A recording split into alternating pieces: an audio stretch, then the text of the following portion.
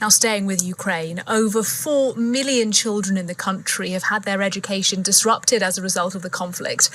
Schools officially reopened for the new academic year 10 days ago, but around 600,000 kids are unable to attend classes in person. To tell us a bit more then about the huge educational challenges in Ukraine and what can be done as well, I'm very pleased to welcome to the programme Yasmine Sherif. She is the Executive Director of Education Cannot Wait. She's currently in Kyiv on a United Nations trip there. Hello to you. Thanks very much for finding the time to speak to us.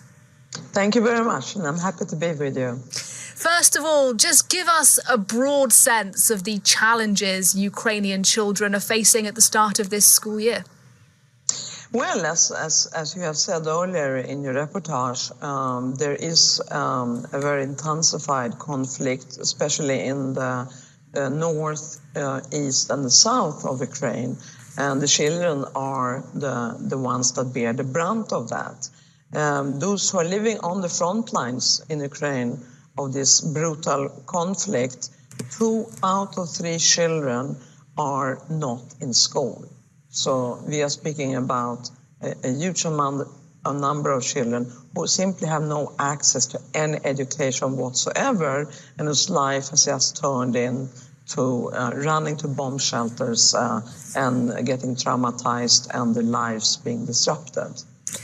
2 out of 3 children unable to attend school is a stark statistic indeed. Let's talk about the impact of that in terms of education, of course, but also socially and psychologically. How damaging is this for children? It is terribly damaging. And today we visited a school here in Kiev where, and I think really bow to the Ukrainian Ministry of Education for that, where emphasis is being placed precisely on that, on mental health and psychosocial services as a fundamental foundation for any learning. So we visited school today, and now their bomb shelter has only capacity for around 500 children, and there are over 1,000 children attending that school. So as a result of that, they had to initiate 2-shift classes. So in the morning you have the primary, and should they need to run to the bomb shelter, that will suffice to allow them to take place in the bomb shelter. And then the secondary school children are having their classes in the evening or in the afternoon. So just the whole planning, the logistics around it is, please make sure we have enough place in the bomb shelter should anything happen. So that's how they plan with the number of children, the 2-shift classes. The mental health and psychosocial services that we saw provided, and the school has 1 psychologist, and the school administration is very engaged, and so are the parents. I must say it was very, and I've seen it a lot in many different countries of wars. It was of very, very high quality. Excellent mental health and psychosocial services provided by the school to children, of whom many are internally displaced children from the East.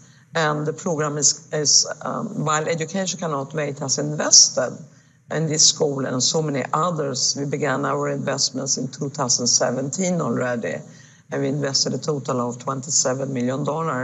The real work is being done by UNICEF as the main grantee, Save the Children, Caritas, the Institute of Economics, and the government of Ukraine. And I want to ask you, if I may, about children who are in parts of the country where, I don't know, perhaps you don't have access. I'm thinking of Russian-occupied parts of eastern Ukraine.